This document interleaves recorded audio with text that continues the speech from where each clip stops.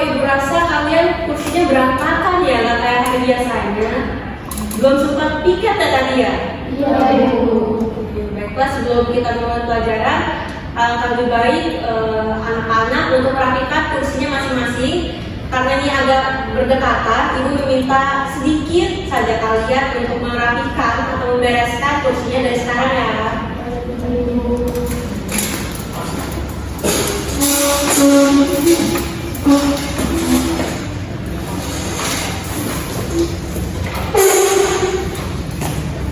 Baiklah, sebelum kita memulai pelajaran, alangkah lebih baik untuk ketua kelas untuk memimpin doa terlebih dahulu. Ibu silakan. Baik, teman-teman, sebelum kita belajar, mari kita berdoa terlebih dahulu. Berdoa dimulai.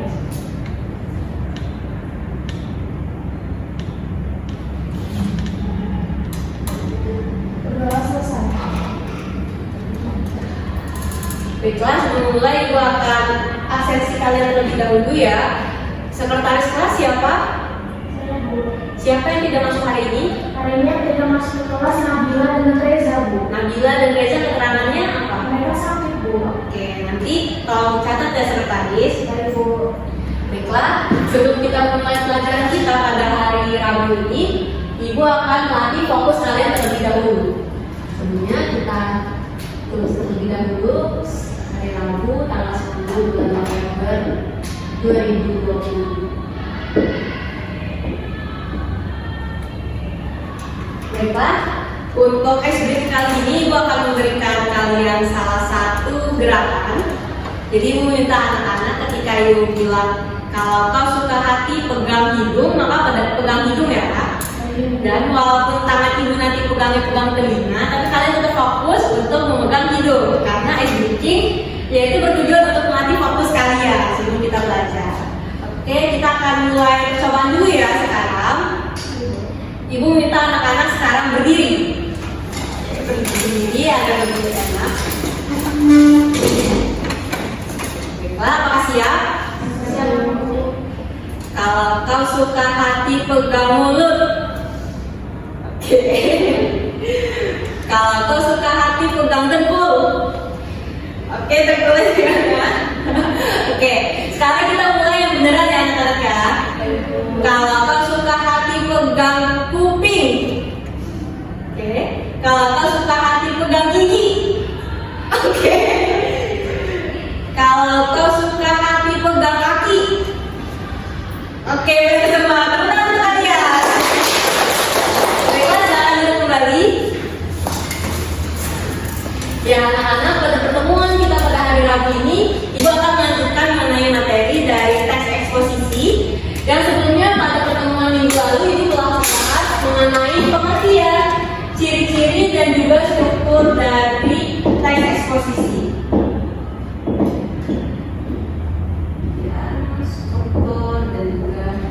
Ciri-ciri teks eksposisi. Karena pada minggu lalu ibu berharap kalian sudah memahami dengan baik mengenai pengertian ciri-ciri dan juga struktur. Sekarang ibu akan meminta kalian, apabila kalian masih mengingat mengenai pengertian dari teks eksposisi, tunjuk tangan. Karena ada dua, sekarang cepat-cepatan ya. Untuk kalian yang bisa memahami dan juga menjelaskan mengenai pengertian dari teks eksposisi, tunjuk tangan. Oke, kamu? Pengertian teks eksposisi adalah sebuah bentuk teks atau tulisan yang memuat tentang informasi maupun pengetahuan. Secara umum, teks eksposisi sendiri memiliki tujuan untuk memberikan penjelasan atau uraian mengenai suatu ide, pokok pikiran, pendapat, informasi maupun pengetahuan kepada pembaca tanpa bermaksud memengaruhi. Oke, beri tepuk tangan dulu untuk teman-teman kalian. Baik, benar ya.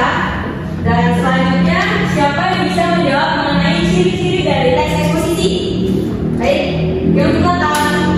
Di sini teks eksposisi memiliki ciri-ciri. Yang pertama ini memberi informasi, yang kedua menggunakan bahasa yang baku, yang ketiga itu berisi tentang sebuah fakta, dan yang keempat itu format penulisannya singkat, jelas, dan padat. Oke, beri tepuk tangan dulu dong. Wah, Ibu rasa kalian udah sangat menyiapkan ya untuk materi kita pada pertemuan hari ini.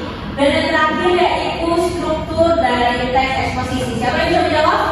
Oke, kamu. Struktur teks eksposisi itu ada pertama tesis, kedua rangkaian argumen, ketiga penegasan ulang. Baik, tesis, penegasan argumen dan juga penegasan ulang. Baiklah, benar sekali. Tepuk tangan dong untuk kalian telah menjawab tujuannya dengan benar. Sesuai dengan apa yang Ibu paparkan kemarin, jadi untuk pengertian yaitu dapat Ibu memberikan kata kunci, yaitu dari pengertian teks eksposisi adalah teks yang bertujuan untuk memberikan informasi ataupun gagasan, tapi sifatnya tidak bersifat untuk mempengaruhi. Jadi hanya sekadar untuk memberikan informasi dan juga gagasan kita. Dan juga untuk ciri-cirinya yaitu sudah disebutkan dengan teman-teman tadi, dan itu juga semuanya benar, strukturnya juga sudah benar. Dan kali ini karena Ibu telah memberitahu pada pertemuan kemarin, kita akan melakukan tanya jawab secara lisan, dan Ibu anggap ini adalah ulangan harian, tetapi dilaksanakan secara lisan.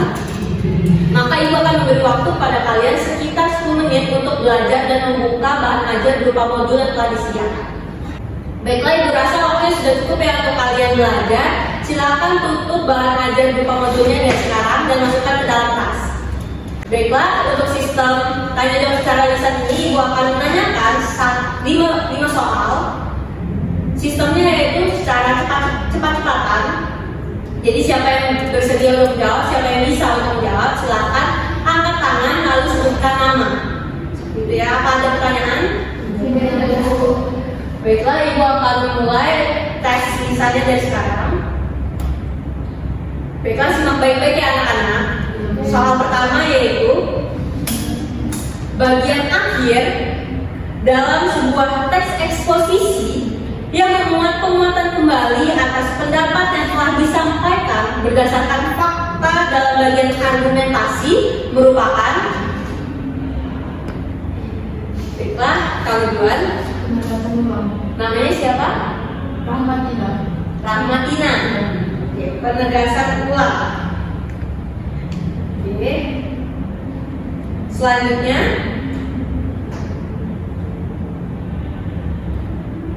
Ibu akan membacakan sebuah kutipan. Tolong simak baik-baik.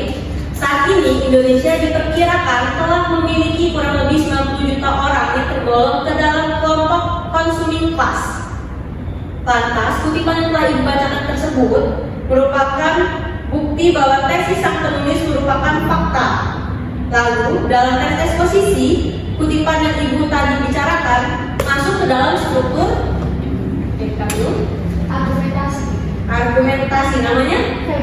Febi. Oke, selanjutnya Ibu akan membacakan sebuah kalimat. Kalau simak baik-baik. Obat tradisional terbukti memiliki keunggulan lebih dibandingkan obat modern. Di antaranya yaitu lebih aman dan tentunya harganya yang terjangkau dan juga ekonomi. Manakah nominal dasar yang ada pada kalimat yang telah dibacakan? Oke? Obat, Bu. Namanya siapa? Samela. Samela. Oke, selanjutnya ini sistemnya juga cepat-cepatan. Untuk soal yang keempat, pola paragraf yang meletakkan topik utamanya berada di akhir paragraf disebut Induktif. induktif. Oke, namanya Diosa. siapa? Diosa. Diosa. Diosa. Dan soal yang terakhir, pola paragraf yang meletakkan topik utamanya berada di awal paragraf. Namanya Rahmatina deduktif. Oke, beri tepuk tangan dulu untuk kalian. Baiklah, tadi Ibu telah memberikan sebuah ujian lisan berupa 5 soal. 5 soal. Yang 5 soal ini akan kita bahas mengenai masing-masing nomornya secara lebih rinci dan juga lebih jelas pada pertemuan berikutnya, pada pertemuan hari Rabu minggu depan yang akan ada. Karena Ibu rasa waktunya sudah cukup, karena sudah mau jam 10 waktunya istirahat. Apakah kalian ada yang ingin bertanya? Cukup ya. Baiklah, pada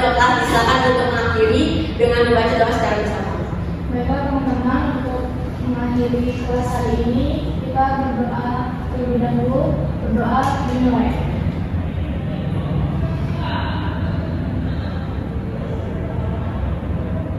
Berdoa selesai. Baiklah, Ibu rasa cukup, Ibu akhiri. Wabillahi taufiq wal hidayah. Wassalamualaikum warahmatullahi wabarakatuh.